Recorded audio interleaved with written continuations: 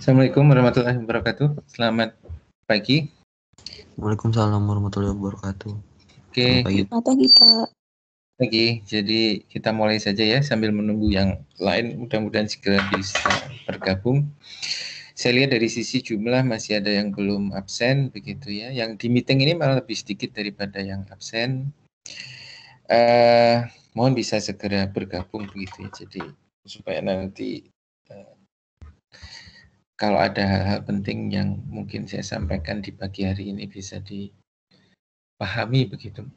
Jadi prinsipnya untuk kuliah tidak hanya sekedar bisa absen begitu ya, mestinya lebih dari itu. Baik, jadi kita akan melanjutkan apa yang sudah kita bahas minggu yang lalu. Minggu yang lalu kita membahas secara umum begitu ya, secara makro, secara global begitu terkait dengan proses penyusunan dokumen AMDAL, di mana seperti yang sudah saya sampaikan ada beberapa perubahan begitu. Ya ini mungkin agak confused begitu ya, karena ya memang peraturan kadang-kadang suka membingungkan begitu. Jadi sekedar refreshing saja bahwa kita punya Undang-Undang 32 2009, kemudian ada beberapa peraturan turunan begitu ya. Di antaranya PP 27 2012 yang kemudian Undang-Undang 32 2009 itu direvisi dengan Undang-Undang Cipta Kerja 11 2020. Kemudian Undang-Undang Cipta Kerja itu melahirkan PP yang baru untuk menggantikan salah satunya PP 27 2012, PP 22 2021. Tetapi mungkin di awal dulu kalau kalian masih ingat begitu ya, saya pernah menyampaikan bahwa sebenarnya AMDAL itu sudah dicoba untuk disimplifikasi begitu ya. Disimplifikasi dengan menggunakan PP 24 2018.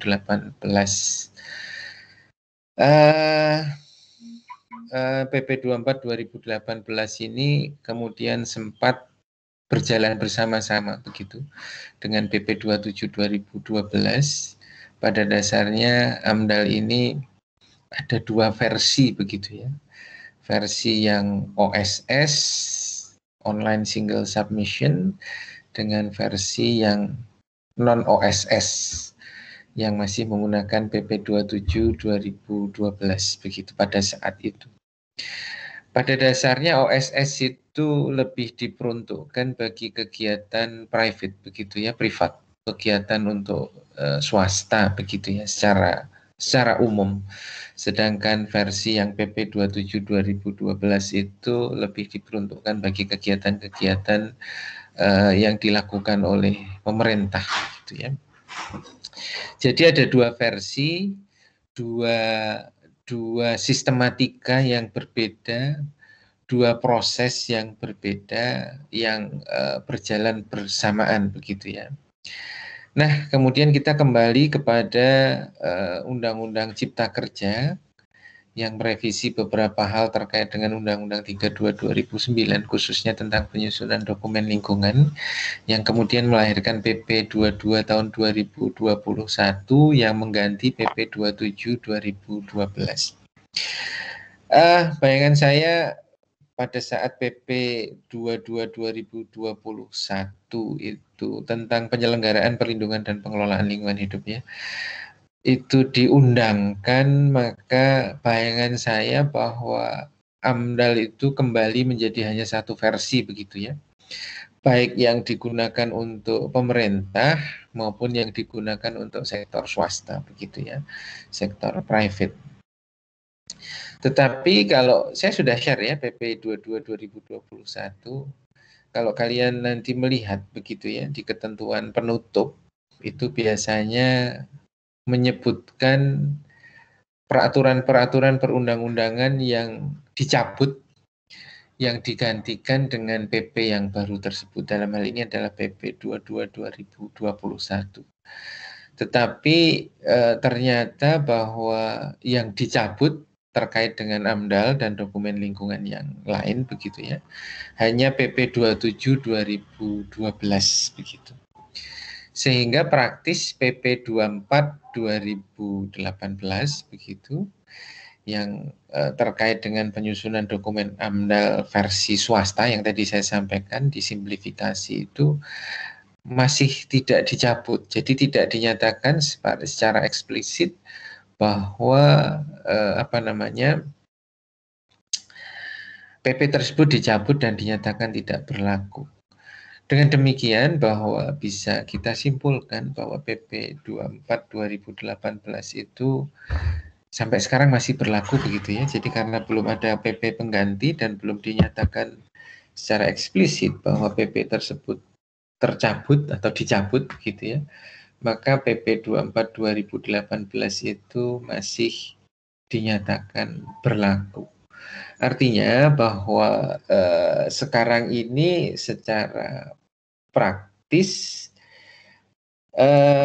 masih tetap ada dua versi AMDAL begitu ya, dua versi AMDAL, satu AMDAL yang untuk private yang menggunakan acuan PP 24 2012, kemudian versi pemerintah yang sekarang menggunakan PP 22 2021. Ini hanya sekedar informasi begitu ya, memang agak confusing begitu, agak membingungkan, tetapi ya sudah, kalau dari sisi peraturan perundangan memang belum dicabut ya, artinya kita bisa menganggap bahwa itu masih berlaku gitu ya. Yang sudah secara resmi dicabut adalah PP 27 2012. Nah, minggu ini, hari ini kita akan membahas PP 24 2018 begitu ya, hal-hal yang terkait dengan penyusunan AMDAL atau dokumen lingkungan versi PP 24 2018 yang sampai sekarang masih tetap berlaku begitu ya. Bisa dilihat ya slide-nya ya. Jadi tentangnya cukup panjang begitu. Jadi ini terkait dengan NSPK begitu ya, norma, standar, prosedur dan kriteria.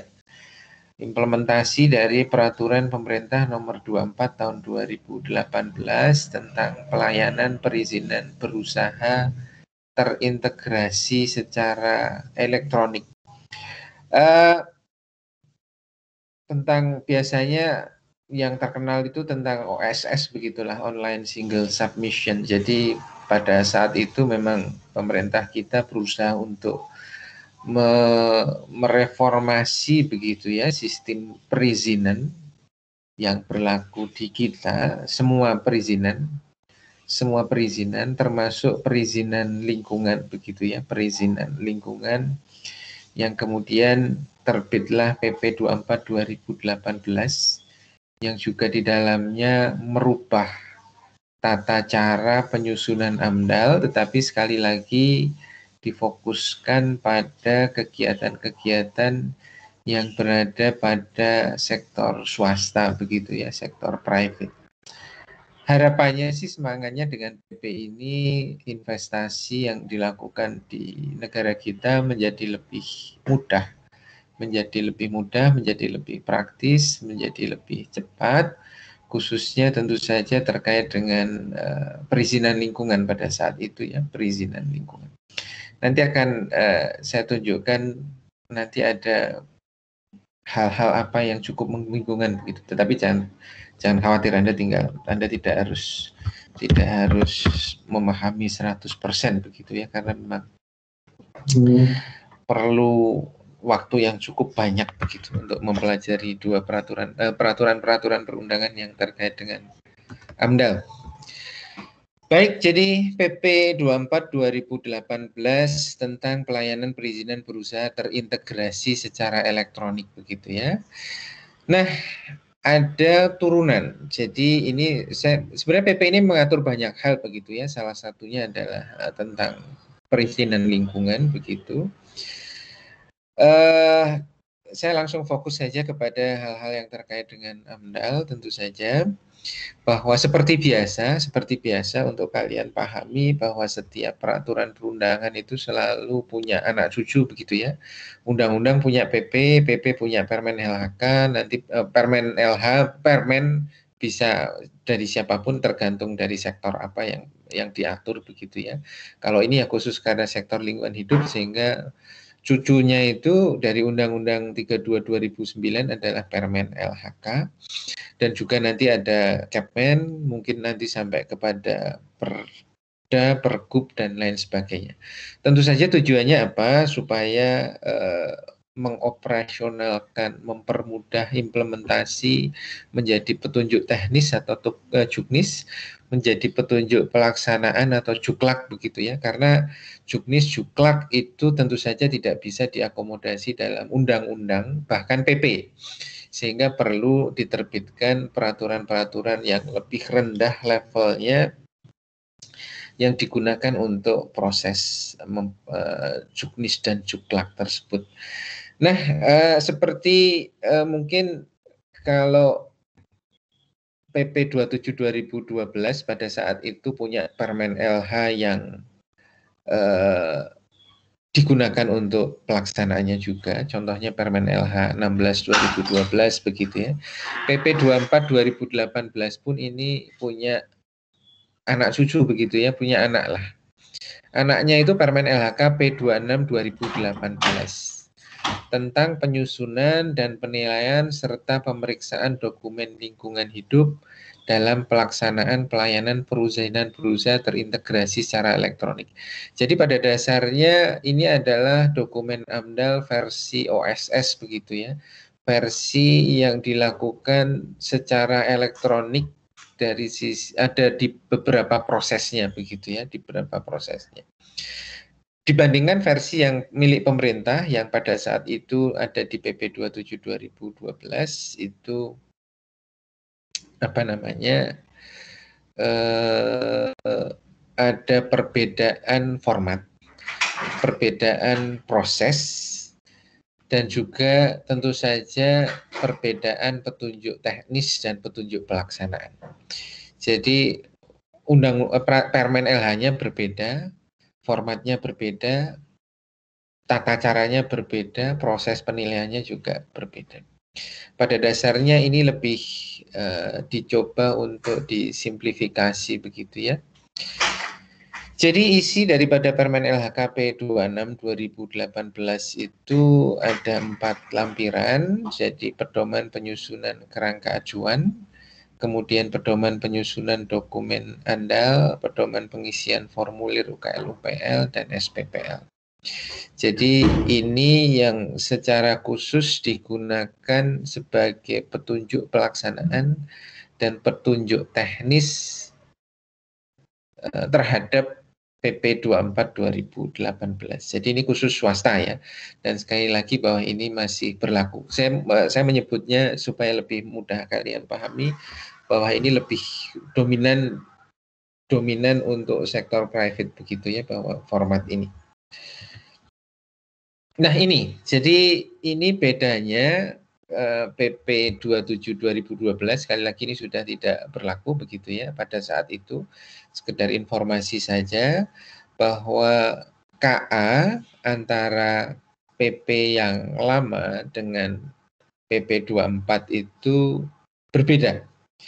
Kalau yang lama disebut sebagai kerangka acuan saja, mungkin dokumen kerangka acuan begitu ya. Sekarang lebih kepada formulir. Jadi isinya adalah berupa isian. Jadi kenapa saya beri warna merah, saya bold begitu, karena bedanya sekali lagi yang menjadi kata kunci adalah simplifikasi begitu ya, penyederhanaan. Baik itu dari sisi substansi, proses, waktu, dan lain sebagainya. Jadi memang dicoba disederhanakan. Sehingga kalau dulu bentuknya itu dokumen yang cukup tebal begitu, kemudian substansinya juga membahas hal-hal yang cukup banyak rinci.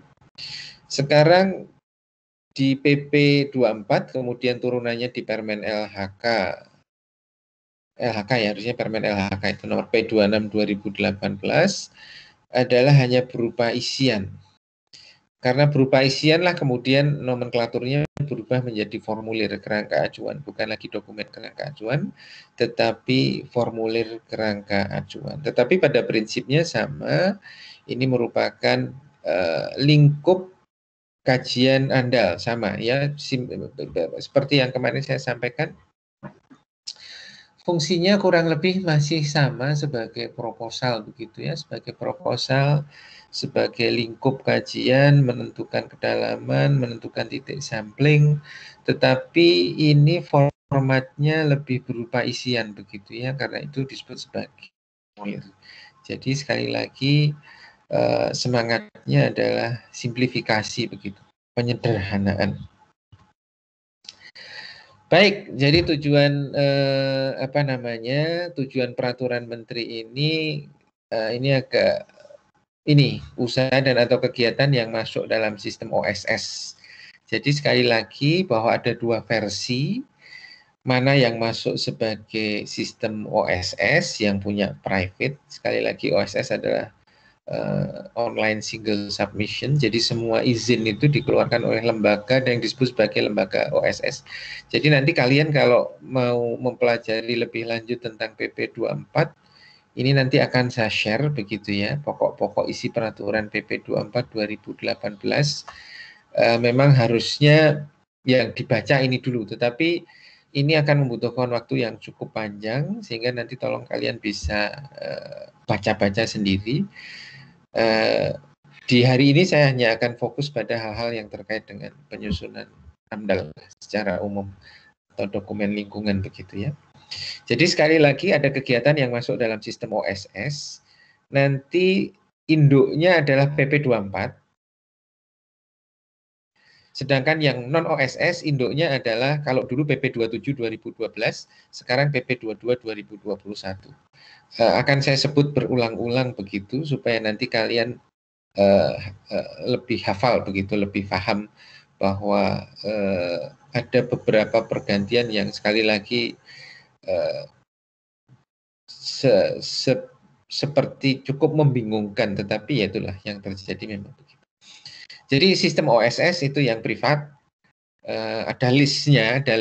Kalau nanti Anda lihat di PP 24 2018 itu ada daftarnya, kegiatan-kegiatan apa saja yang masuk di dalam sistem OSS dan mana-mana yang exclude begitu ya, dikeluarkan dari sistem OSS, masih mengikuti AMDAL dalam tanda kutip kita sebut sebagai AMDAL yang konvensional, AMDAL tradisional begitu ya, yang masih mengacu pada dulu PP 27 2012 yang diganti dengan PP 22 2021. Jadi untuk digarisbawahi sekali lagi bahwa sekarang ada dua versi AMDAL yang berbeda, masih tetap sama. Jadi hanya acuan peraturannya yang berubah. Dulu PP 27 dan PP 24, sekarang PP 24 dan PP 22 2021. Nah, ini adalah untuk bagaimana memenuhi komitmen izin lingkungan dan perubahan izin lingkungan. Substansinya sama. Jadi kemarin kita sudah mempelajari ya bahwa AMDAL harus ada pelibatan masyarakat, ada proses penyusunan, penilaian dan pemeriksaan dokumen lingkungan hidup, penetapan keputusan kelayakan lingkungan hidup KKLH masih sama. Kemudian penyusunan, penilaian, dan pemeriksaan dokumen LH. Jadi ini adalah substansi yang tertuang di dalam Peraturan Menteri LHK P26 2018. Nah, sekali lagi ini adalah versi yang disimpulkan. Jadi karena PP 24 itu terkenal sebagai PPOSS begitu, online single submission. Memang sekarang di kita ada sebuah lembaga baru yang disebut sebagai lembaga OSS. Lembaga OSS ini yang menerbitkan segala macam perizinan yang ada di kita, begitu ya. Segala bentuk perizinan, tetapi hanya cukup dilakukan secara elektronik. Makanya tadi PP-nya namanya adalah untuk pelaksanaan kegiatan yang terintegrasi secara perizinan berusaha yang terintegrasi secara elektronik. Jadi lembaga OSS itu menerbitkan izin lingkungan juga secara elektronik, menerbitkan izin yang lain-lain, ada nomor induk berusaha, izin lokasi, dan lain sebagainya itu juga secara elektronik. Jadi sudah tidak perlu lagi repot-repot melalui banyak prosedur begitu ya, melalui banyak proses, ketemu orang banyak, masuk loket sana, loket sini, dan lain sebagainya itu tidak perlu.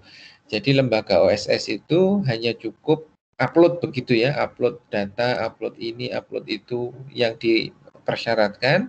Nanti begitu persyaratan itu sudah terpenuhi, maka izin itu akan terbit yang diterbitkan oleh lembaga OSS begitu ya, diterbitkan oleh lembaga OSS.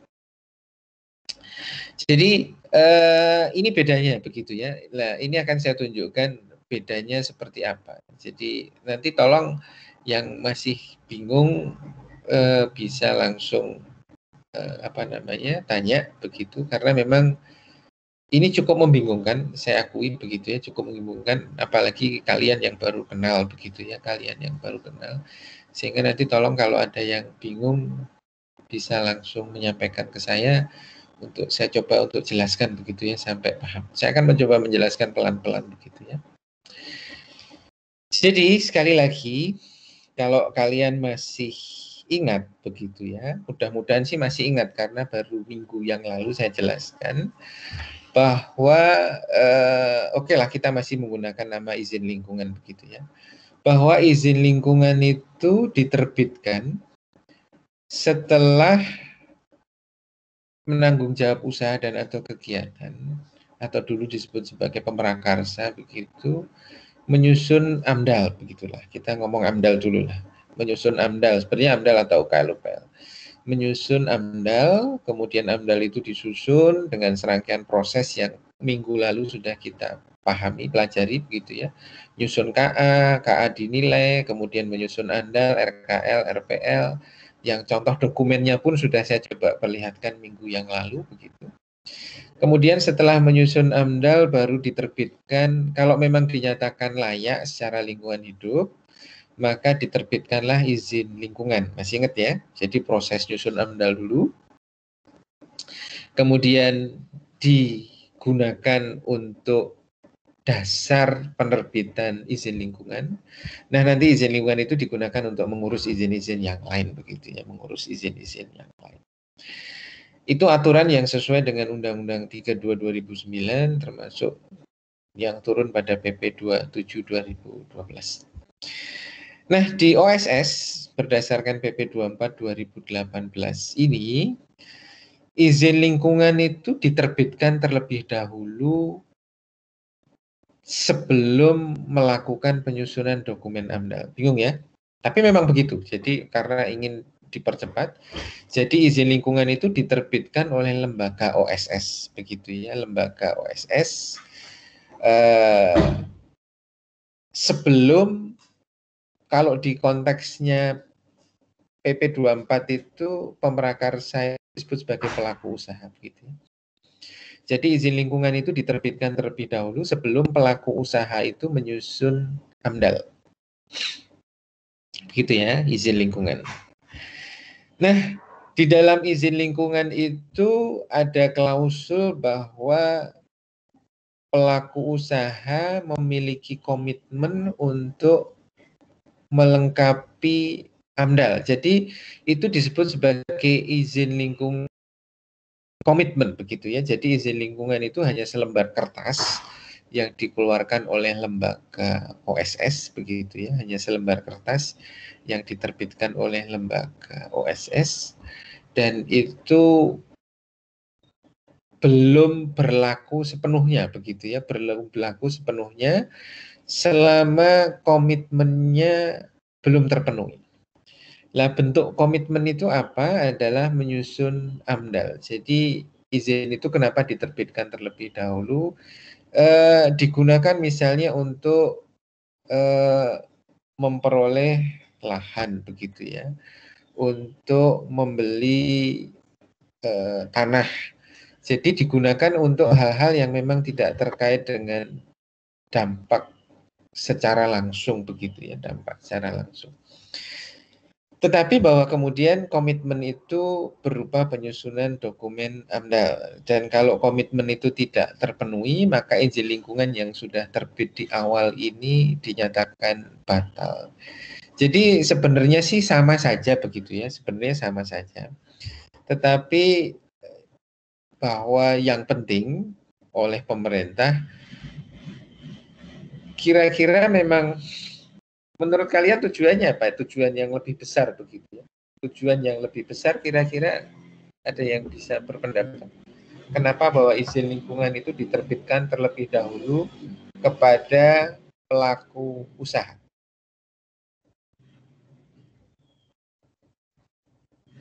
Padahal dia belum menyusun AMDAL. Ada skenario yang cukup menarik begitu. Ada yang bisa berpendapat? Mencoba berpendapat?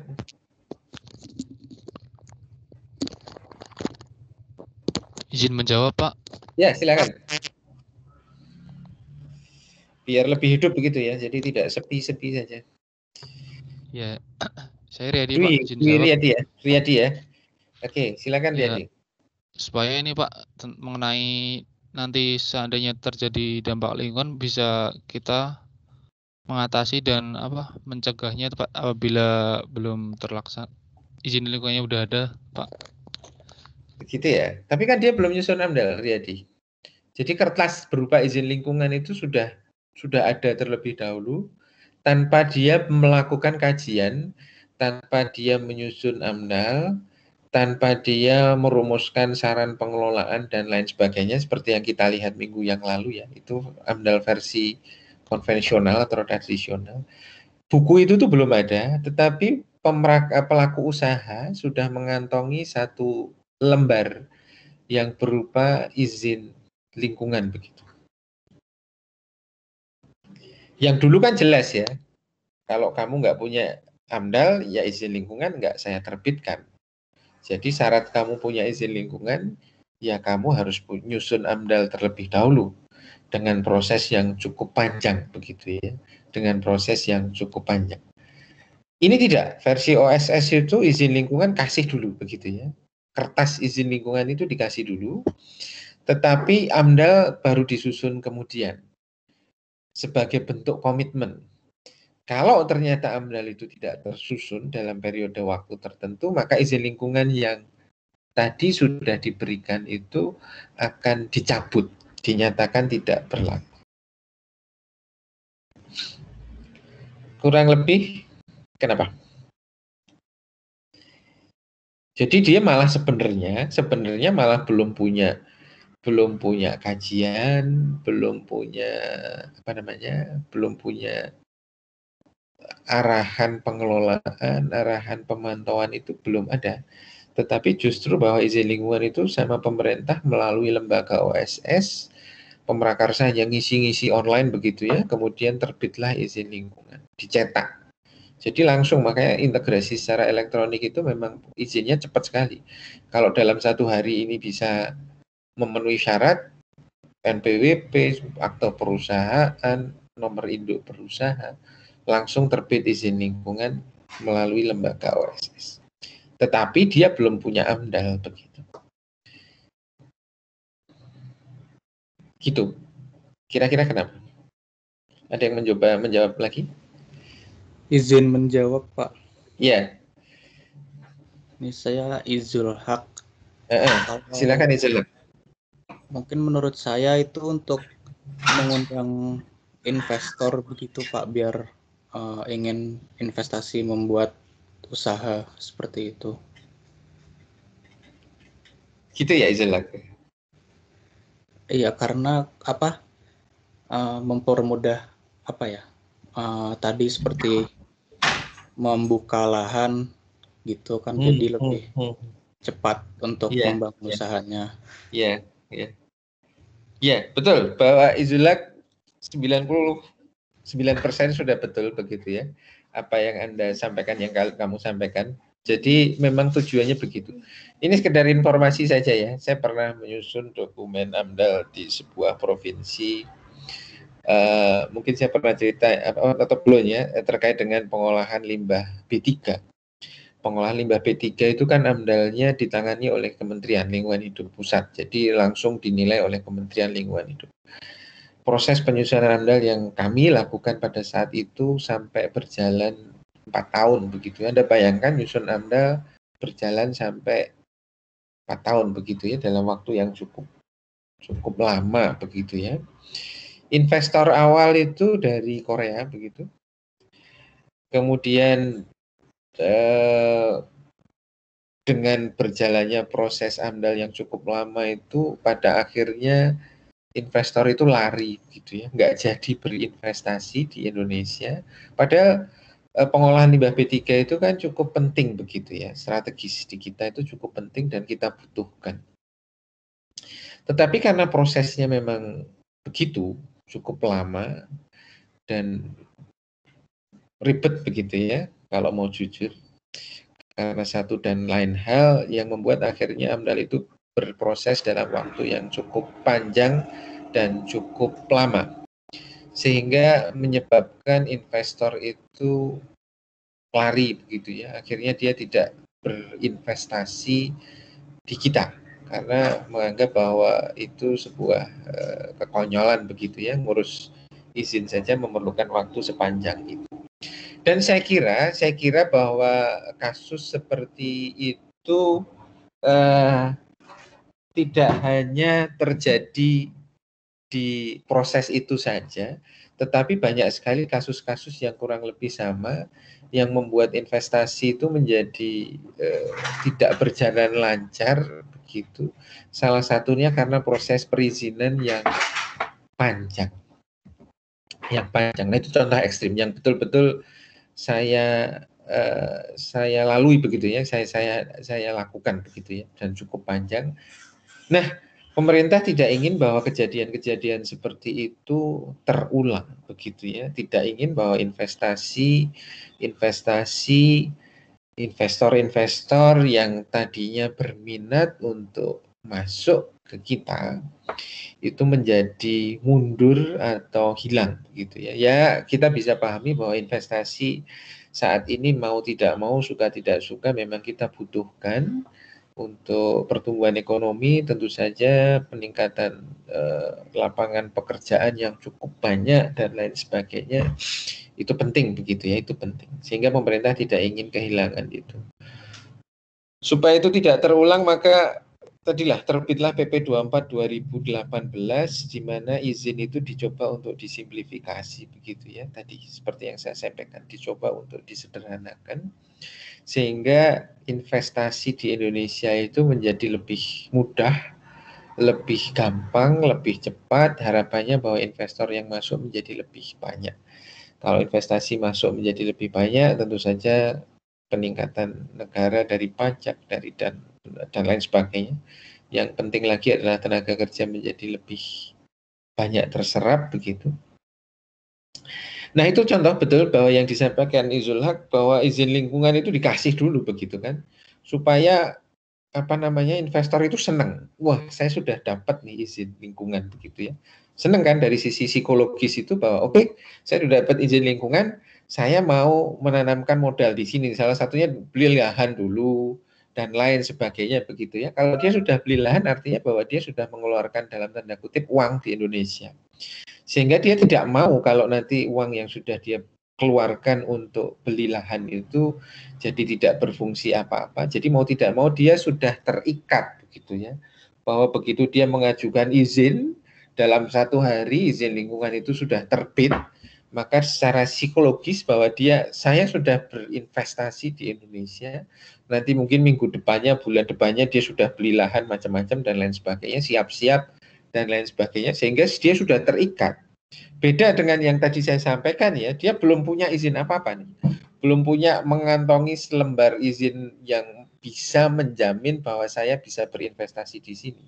apalagi dengan berproses sampai sekian tahun lamanya, yang kemudian ya sudah, daripada toh saya juga belum beli lahan, saya belum mengeluarkan uang yang cukup banyak, sehingga saya cabut saja ke negara lain begitu misalnya. Nah, itu yang ada skenario besar yang diinginkan oleh pemerintah seperti itu. Jadi sebenarnya dari fungsi sama, akhirnya toh dia harus menyusun AMDAL begitu ya. Tapi dari sisi psikologis bahwa si investor itu sudah mengantongi selembar izin, walaupun selembar izin ini pun kalau kita melihat di sini bahwa kalau dia tidak menyusun AMDAL artinya bahwa dia tidak memenuhi komitmen, dan komitmen tidak terpenuhi, maka izin lingkungan yang tadinya dia sudah pegang itu akan batal. Tetapi tentu saja bahwa tidak akan berhenti di situ. Komitmen itu dibentuk sedemikian rupa supaya proses AMDAL itu bisa cepat. Begitu ya. Jadi oke, sudah punya izin lingkungan, kamu nyusun dokumen AMDAL, tetapi AMDAL versi cepat gitu ya, versi ringkas, gampangnya begitu. Jangan ikut PP 27 karena itu kalau sekarang PP 22 ya 2021. Karena PP itu adalah AMDAL versi tradisional, versi lama. Itu versi bulat begitu katakanlah. Sehingga pakai versi yang baru, menggunakan PP 24, turunannya Permen LHKP 26 tadi, yang versinya lebih cepat. Salah satunya tadi ya, yang sudah kita pahami, bahwa kerangka acuan saja namanya diganti menjadi formulir. Mungkin supaya Anda tidak lupa, ya kan? Menjadi formulir. Dan bentuknya hanya berupa isian. Jadi betul-betul yang diatur di dalam P26 itu kerangka acuan bentuknya jauh lebih tipis begitu ya. Lebih tipis, tidak ada revisi begitu ya, tidak ada revisi. Jadi kalau Anda mungkin nanti akan senang kalau misalnya Undip proposal tugas akhir itu hanya berbentuk formulir. Mungkin 20 halaman selesai karena bentuknya hanya isian-isian begitu saja. Sudah tidak perlu direvisi begitu. Nanti begitu sudah disetujui lingkupnya jadi TA. Anda sudah bisa untuk melanjutkan TA. Nah, semangatnya seperti itu. Jadi bahwa AMDAL versi PP 24 ini supaya memenuhi komitmen dalam waktu sesingkat mungkin, formatnya dirubah begitu ya, formatnya dirubah. Jadi kerangka acuan yang tadinya dokumen dirubah menjadi formulir kerangka acuan. Yang tadinya tebal sekarang hanya berupa isian. Termasuk tata waktunya. Tata waktunya itu tetap dicoba untuk diperpendek begitu ya. Tata waktunya dicoba untuk diperpendek.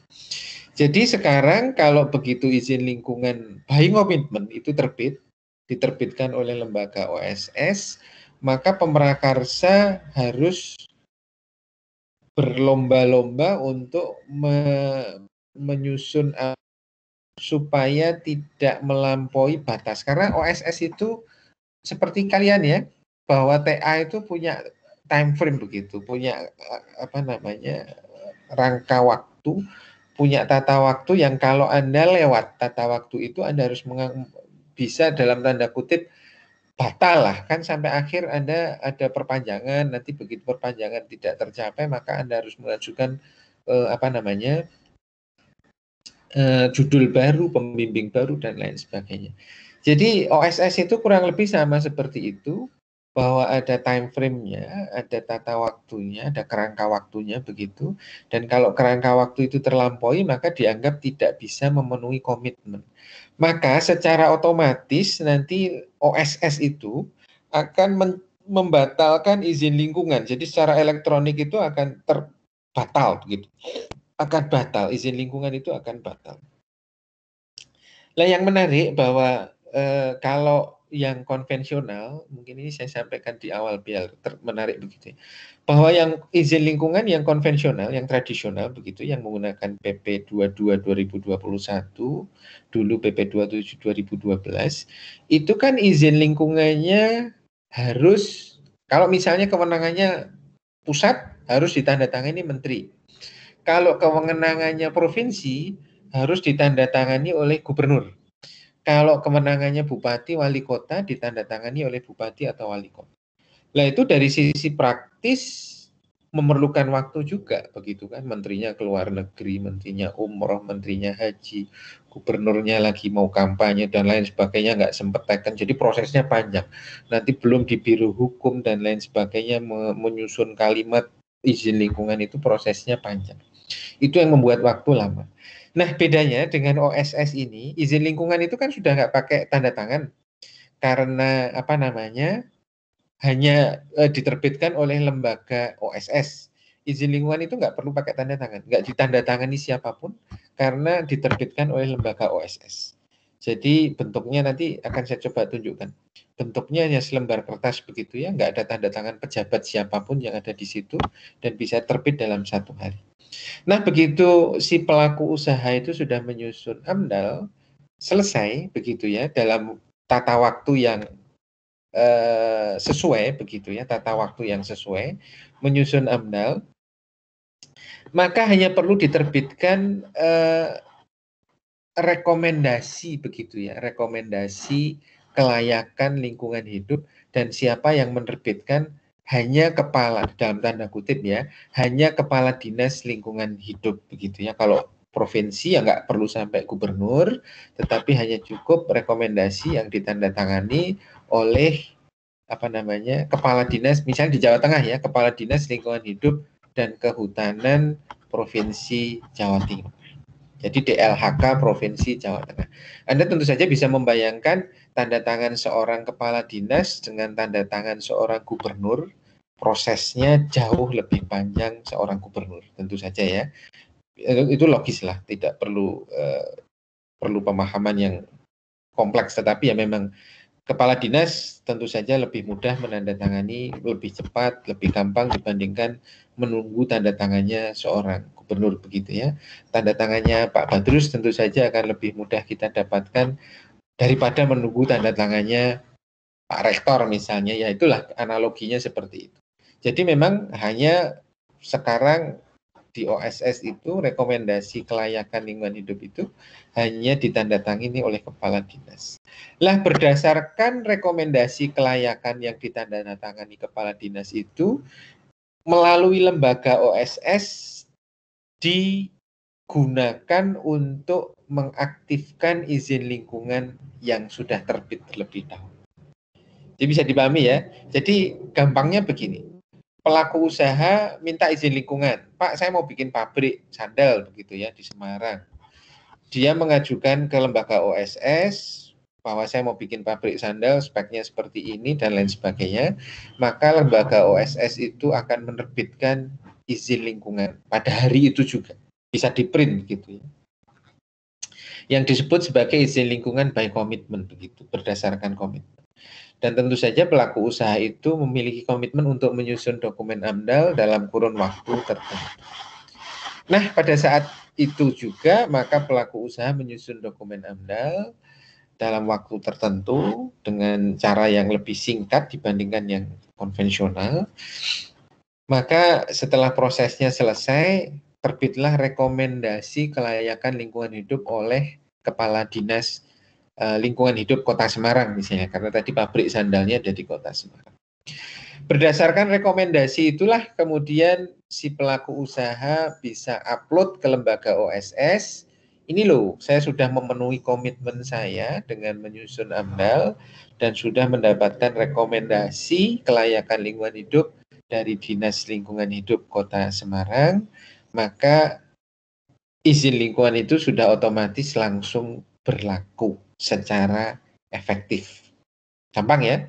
Jadi tidak perlu nunggu tanda tangannya Pak Wali Kota. Kalau di provinsi ya tidak perlu menunggu tanda tangannya Pak Gubernur. Apalagi nunggu tanda tangannya Menteri. Jadi cukup demikian proses. Bisa dipahami? Ada yang mau disampaikan? Cukup jelas ya. Jadi lembaga OSS terbitin izin lingkungan terlebih dahulu di awal, kemudian pelaku usaha nyusun AMDAL, terbitlah rekomendasi yang berarti komitmennya itu sudah terpenuhi, maka izin lingkungan itu akan langsung aktif otomatis melalui lembaga OSS. Jadi nggak perlu bawa map ke sana sini, minta tanda tangan sana sini, nanti masuk loket 1, loket 2, loket 3, bayar dan lain sebagainya, sudah nggak perlu seperti itu. Jadi prosesnya secara umum lebih mudah. Hanya proses AMDAL-nya ini masih sama. Ada dokumen fisiknya, kemudian dinilai, kemudian ada proses sampling, begitu masih sama, hanya dalam waktu yang lebih singkat begitu ya, dalam waktu yang lebih singkat. Nah, ini sama terkait dengan perubahan izin lingkungan. Jadi penyusunan AMDAL pelaku usaha, sekali lagi namanya, ini masih sama, harus dalam tahap perencanaan begitu ya, dalam tahap perencanaan. Jadi penyusunan AMDAL itu dalam rangka memenuhi komitmen izin lingkungan yang sudah diterbitkan di awal tadi. Nah, ini kuncinya adalah pemenuhan tata waktu. Jadi bagaimana AMDAL ini bisa diselesaikan dalam tata waktu tertentu sehingga nanti tidak hangus. Tadi saya contohkan di TA Anda ya, TA kalian ya, bahwa kalau Anda tidak memenuhi tata waktu, perpanjangan ya tetap tidak terpenuhi, ya nanti bahwa TA Anda menjadi hangus. Anda diminta untuk mengajukan judul baru, dapat pembimbing baru, dan lain sebagainya. Nah, ini pada prinsipnya itu. Tapi secara substansi masih kurang lebih sama ya. Kurang lebih sama. Lah, ini adalah tata waktunya. Jadi tata waktu yang kurang lebih digunakan untuk menyusun AMDAL. Jadi kalau kita melihat ini sampai di sini 30 hari, kemudian pengajuan AMDAL dan RKL-RPL ini maksimal 180 hari. Nanti pada saat persetujuan formulir KA itu akan ditanya begitu, pelaku usaha itu, kamu sanggup menyusun AMDAL RKL-RPL dalam waktu berapa hari? 180 hari itu kan 6 bulan begitu ya. Tapi kalau ini terlalu lama menurut saya, jadi kalau bisa lebih cepat, misalnya 3 bulan begitu ya, ya 90 hari atau bahkan bisa lebih, ya 3 bulan lah yang lazim. 90 hari tambah 100 tambah 30 hari ini maksimal ya, maksimal 120 hari itu kan berapa, 4 bulan ya, 4 bulan kurang lebih, plus nanti 60 hari 2 bulan, jadi 6 bulan lah nyusun. Ini nanti ini masuk di dalam sistem OSS bahwa akan diajukan komitmennya menyusun AMDAL selama 6 bulan misalnya begitu ya, 6 bulan. Ini nanti sudah terbit rekomendasi yang digunakan untuk mengaktifkan izin lingkungan. Jadi Anda bisa bayangkan dengan 4 tahun yang tadi, dan ini hanya komitmennya time frame-nya hanya 6 bulan. Bisa jadi lebih cepat, tergantung daripada proses yang dilakukan di awal begitu ya, proses yang dilakukan di awal. Ini adalah time frame maksimal. Jadi kalau ini terlampaui, maka komitmen itu dinyatakan batal dan izin lingkungan yang tadi sudah diterbitkan di awal itu dianggap tidak berlaku. Jadi pelaku usaha harus mengulang lagi begitu ya, harus mengulang lagi prosesnya dari awal. Jadi ini adalah time frame-nya. Jadi memang bagaimana supaya AMDAL ini bisa cepat secara proses begitu ya. Nah, ini adalah proses lengkapnya. Jadi silahkan nanti Anda bisa membandingkan dengan slide saya yang kemarin begitu. Slide saya yang kemarin bahwa ada perbedaan-perbedaan begitu ya. Tetapi secara prinsip sebenarnya sama, secara substansi sama.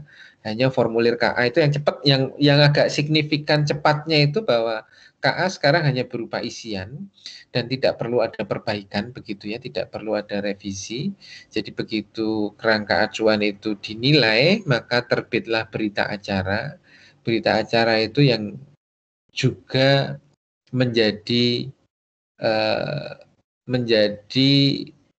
bentuk persetujuan daripada kerangka acuan. Kalau yang dulu kan tidak. Jadi KA disusun, dokumennya tebal, kemudian dinilai oleh komisi penilai AMDAL melalui tim teknis begitu ya. Nanti komisi penilai AMDAL itu berdasarkan hasil penilaian sidang begitu ya, ada revisi, nanti pemrakarsa memrevisi, boleh balik ke situ revisi sampai dinyatakan setuju, baru terbit persetujuan kerangka acuan. Nah, kan cukup lama ya, cukup lama. Kalau ini enggak, jadi formulir hanya berupa isian, diajukan, dinilai sama, nanti di akhir penilaian itu sudah keluar berita acara persetujuan kerangka acuan. Jadi nggak perlu bolak-balik revisi. Ini yang beda yang cukup signifikan di situ.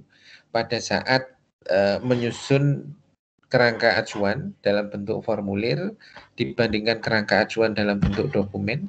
Kalau yang lama pakai revisi bolak-balik begitu, kalau yang ini tanpa ada perbaikan, bahwa berita acara rapat penilaian itu sekaligus menjadi persetujuan kerangka acuan. Kalau ditolak ya ditolak, kalau disetujui disetujui tanpa ada proses revisi yang cukup panjang. Ini bedanya. Baru kemudian diteruskan dengan penyusunan andal RKL RPL. Tetapi kalau penyusunan andal RKL RPL relatif sama. Jadi prosesnya memang tidak menghilangkan proses ilmiah yang dilakukan. Jadi tetap sama melalui proses sampling, analisis lab seperti yang kemarin ya. Ada perakiraan dampak, ada evaluasi dampak, penyusunan RKL RPL yang kurang lebih sama seperti yang pernah saya tunjukkan pada minggu yang lalu.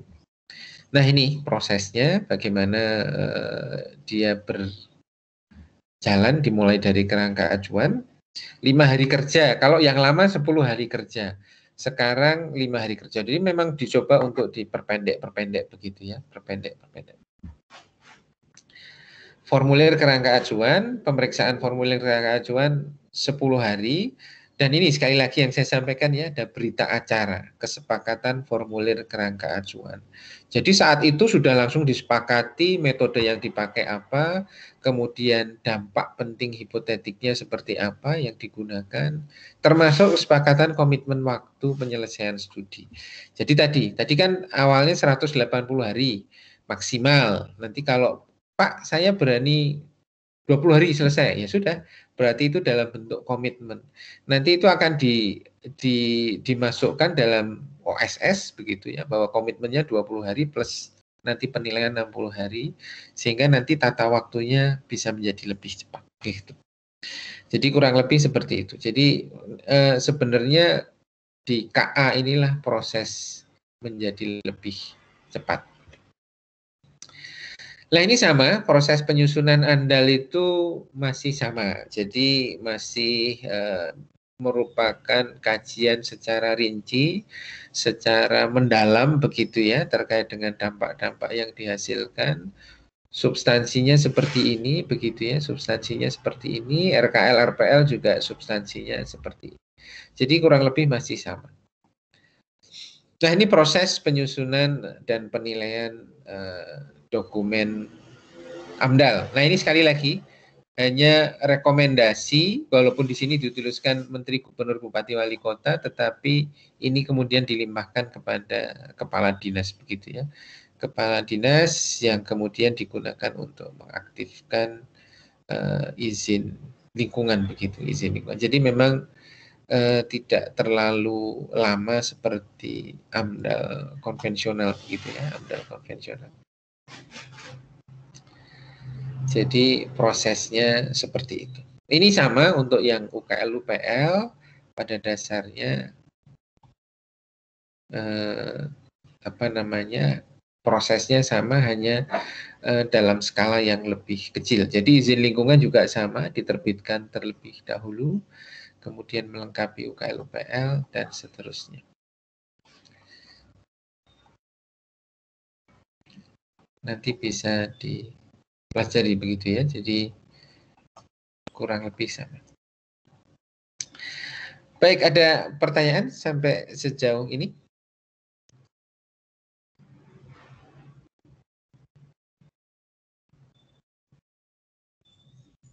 Saya izin bertanya, Pak. Iya. Untuk yang sekarang ini kan berarti kalau misal pelaku usaha ingin mendirikan usaha itu kan izin lingkungan udah diterbitkan terlebih dahulu ya Pak sebelum AMDAL. Nah setelah izin Setelah izin lingkungan diterbitkan itu Pak, hal apa aja gitu Pak yang sudah diperbolehkan oleh si pelaku usaha ini Pak? Oke. Jadi hal apa saja yang bisa dilakukan, dia bisa mengurus izin-izin yang lain sepanjang tidak membutuhkan, misalnya dia tadi yang saya contohkan sih, dia sudah boleh beli lahan dan lain sebagainya, kemudian bisa mengajukan izin berusaha, misalnya izin mendirikan bangunan itu sudah bisa dilakukan begitu ya. Tetapi sekali lagi bahwa pada dasarnya nanti tetap menunggu izin lingkungan itu aktif begitu ya, tetap menunggu izin lingkungan itu aktif melalui penyusunan AMDAL atau UKL-UPL. Sebenarnya saya sampaikan ya, secara substantif bahwa pemrakarsa itu pun kurang lebih masih sama. Jadi belum boleh bangun, belum boleh melakukan hal-hal yang bersifat menimbulkan dampak langsung, itu memang belum boleh. Bangun itu belum boleh. Tetapi dia bisa mengajukan izin mendirikan bangunan, bisa menyusun andalalin, bisa menyusun izin untuk kebakaran dan lain sebagainya. Kalau dulu harus menunggu izin lingkungan yang asli dulu terbit.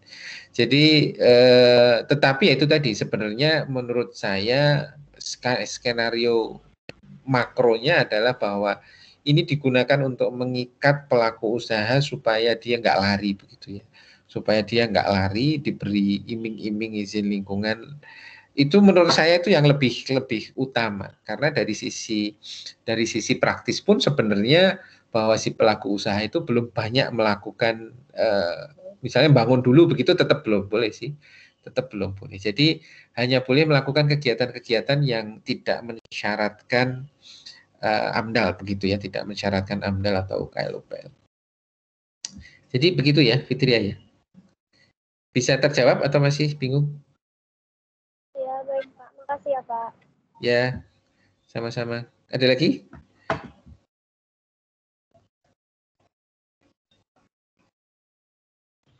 Saya Pak Ika. Iya, silakan. Bertanya, tapi di luar dari konteks yang hari ini sih Pak. Gimana? Nggak apa-apa. Bukan absen Pak. Kan, oh bukan Pak, bukan. Gimana? Jadi kan terkait PP nomor 22 tahun 2001 Pak. 2021? Iya 2021. Yang limbah faba batubara tuh dihapus dari daftar limbah B3. Iya. Nah, itu tanggapan Bapak terhadap keputusan itu bagaimana ya Pak? Kan bukannya menghapus faba dari limbah B3 akan menimbulkan perbedaan kajian dalam meninjau dampak pentingnya. Terima kasih Pak. Jadi yang dihapus itu hanya faba yang dihasilkan dari kegiatan PLTU. Kegiatan pembangkit listrik itu loh. Sementara faba yang lain masih, itu sepemahaman saya ya, sepemahaman saya. Saya sendiri belum mengkaji terlalu dalam terkait dengan PP itu, tetapi kemarin saya juga sempat tertarik, faba dihapuskan. Ternyata bahwa hanya faba yang hasil dari kegiatan pembangkit listrik tenaga uap yang menggunakan batu bara. Tetapi Rifki nanti akan saya coba pelajari lagi substansinya seperti apa, tetapi secara sekilas itu yang saya tangkap. Untuk faba yang lain itu masih dikonsider sebagai B3, tetapi khusus untuk faba yang berasal dari PLTU ini yang kemudian dibebaskan dari B3 begitu ya, dari B3.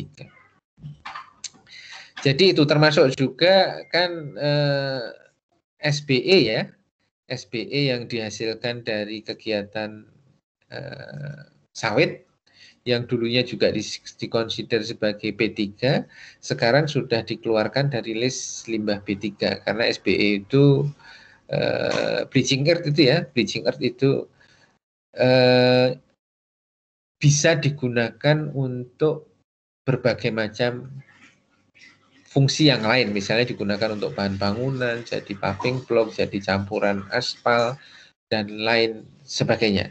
Tetapi di PP yang lama memang masih dikonsider sebagai B3, memang kemudian sempat ada protes begitu ya dari pengusaha-pengusaha kelapa sawit, karena begitu pada saat dia dikonsider sebagai B3, pengusaha kelapa sawit itu pada kebingungan bagaimana cara mengolah limbah itu, karena begitu dia dikategorikan sebagai limbah B3, pengolahannya, pemanfaatannya dan lain sebagainya butuh tata cara yang sangat kompleks, izin yang cukup rigid dan lain sebagainya.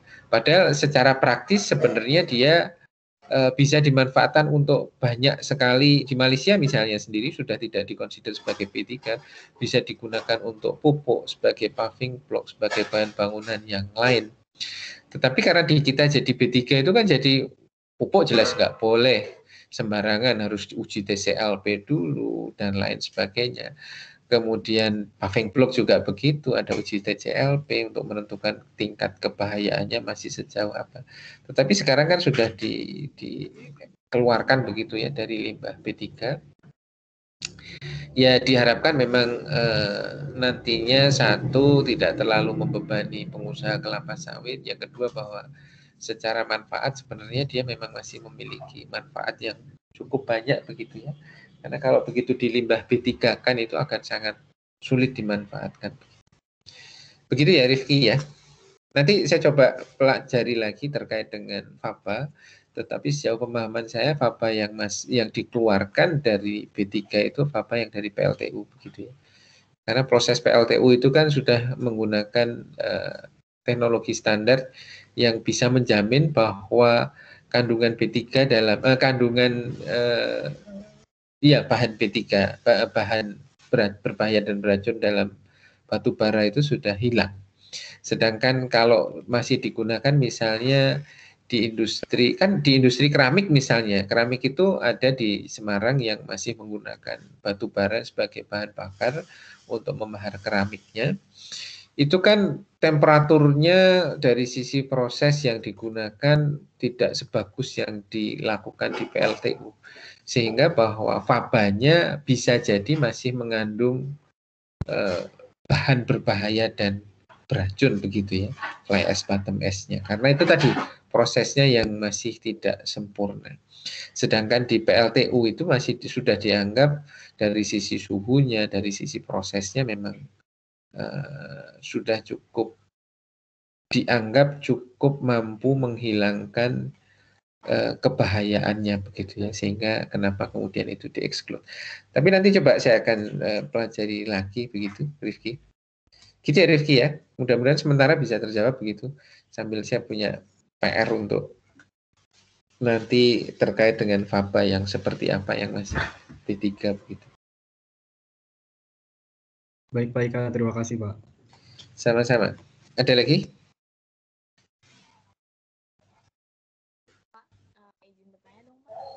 Saya izin bertanya lagi Pak. Ya, siapa ini? Fitria lagi. Ya, kalau AMDAL-nya ini kan berarti disusun setelah izin lingkungan ya Pak. Kemudian kalau semisal AMDAL-nya ini belum terpenuhi, itu apakah harus dipenuhi terlebih dahulu atau sampai di situ usahanya itu benar-benar dihentikan dan tidak boleh gitu ya Pak? Artinya begini, izin lingkungan sudah diterbitkan, tapi bahwa si pelaku usaha kan belum boleh melakukan kegiatan apapun, termasuk bangun. Jadi sebenarnya dia belum dianggap sudah berusaha sih, belum ya. Tetapi dia sudah mengantongi izin lingkungan yang itu masih pasif begitulah. Masih pasif. Dia baru aktif setelah menyusun AMDAL. Dan AMDAL itu dibatasi waktu tertentu sesuai komitmen tadi ya, sesuai komitmen. Misalnya saya nyusun AMDAL 6 bulan begitu ya. Artinya bahwa AMDAL itu akan berjalan prosesnya selama 6 bulan. Kalau selama 6 bulan dia tidak sesuai, tidak selesai, rekomendasi itu belum keluar, maka OSS akan secara otomatis akan membatalkan izin lingkungan tersebut. Secara elektronik ya, akan membatalkan izin lingkungan tersebut. Sehingga pelaku usaha nggak bisa dapat izin lingkungan nih. Maka dia harus mengulangi proses dari awal lagi. Mengajukan izin lingkungan, nanti bisa terbit lagi. Nanti dia mulai menyusun lagi begitu ya. Jadi seperti itu. Oleh sebab itu pelaku usaha biasanya mencoba sekuat tenaga supaya izin itu bisa aktif, komitmen itu bisa terpenuhi sesuai dengan tata waktu yang dia janjikan sendiri begitu.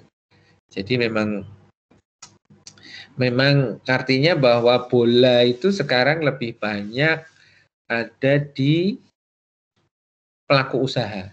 Kalau dulu kan seolah-olah bahwa pemerintah melalui Dinas Lingkungan Hidup lah dalam ini KPA, Komisi Penilai, yang dianggap banyak membawa bola, membuat lama dan lain sebagainya.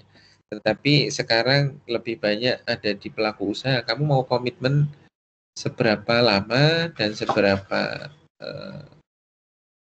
waktunya bisa sanggup untuk menyelesaikan. Kalau sanggup ya silahkan dikejar, nanti ya yang dikejar konsultannya dan yang diuper-uper supaya cepat. Biasanya pemerintah pun juga demikian, akan mengingatkan pelaku usaha, ini loh komitmenmu sudah mau habis waktunya, kalau kamu nggak selesai nanti batal begitu. Jadi ya sama-sama lah. Nanti sekarang dua-duanya mencoba untuk mempercepat, karena nanti begitu komitmen itu batal, DLHK-nya juga nanti DLH-nya atau DLHK-nya akan jadi kena pertanyaan begitu sama Pak Jokowi, ini kenapa sampai ada komitmen yang batal begitu ya oleh lembaga OSS itu, kenapa? Sehingga dua-duanya sekarang lah kalau katakanlah seimbang, mencoba untuk bersama-sama menyelesaikan komitmen, karena jadi catatan juga nanti kalau ada komitmen-komitmen yang sering batal itu nanti kenapa ini jadi tanda tanya, nanti bisa dijewer Pak Jokowi begitu. Gitu ya Fitria ya. Jadi dia memang belum melakukan usaha apapun, pabriknya ya belum berdiri, bahwa belum berusaha, konstruksinya belum bisa dilakukan dan lain sebagainya. Cukup jelas? Anisatul, Fitria? Iya Pak, cukup jelas. Makasih Pak. Sama-sama. Ada lagi?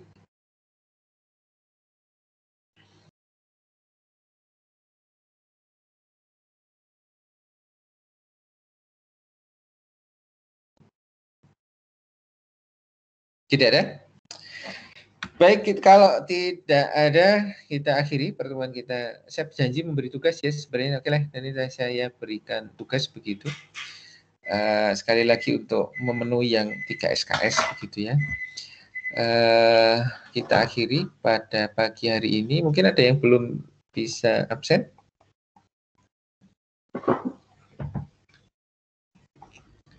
Sudah absen semua?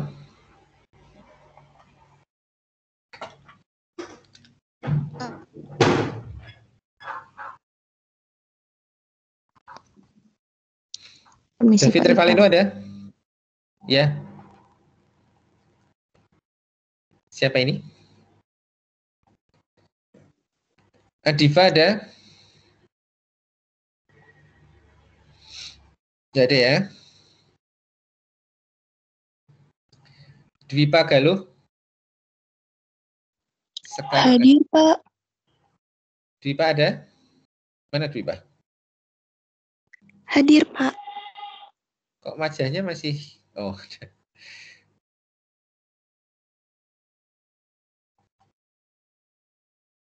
Rahel.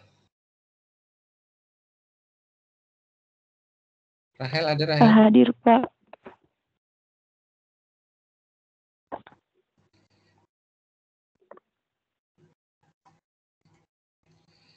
Naufal?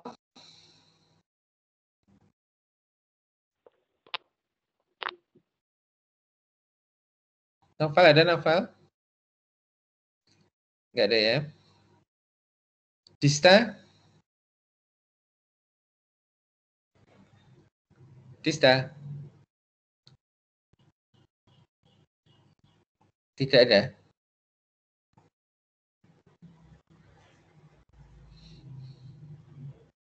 Baik, karena nggak ada ya berarti memang tidak hadir begitu ya.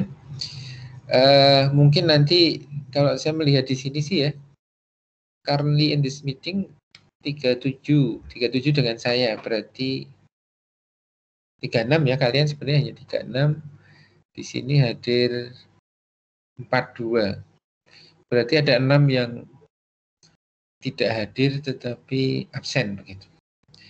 Nanti kapan-kapan saya akan coba panggil satu persatu. Kapan-kapan kalau saya punya waktu luang begitu ya. Baik, kita akhiri pertemuan kita pada pagi hari ini. Insya Allah kita ketemu lagi minggu depan di waktu yang sama.